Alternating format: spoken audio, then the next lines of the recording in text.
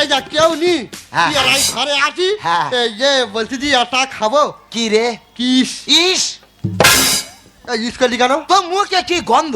তোর কোন কালার পছন্দ আমার তো হলুদ কালার পছন্দ। ওই জন্যই করে তো মধু এক সপ্তাহ দাঁড় দিইনি ও জমি রেখে দেছো? সেনটা কেরম ছেড়েছে হ্যাঁ, পুরো বডি এই যে এই সেন যদি তুই মেরে বেবাড়ি যাস হ্যাঁ। মেয়েরা তোর চারদিকে ঘিরে থাকবে হ্যাঁ।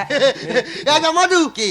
তুই ঘরে থাক আমি বাজারটা সেরে আসি আমি তোর সঙ্গে বাজারে যাবো, যা। ব্যাস।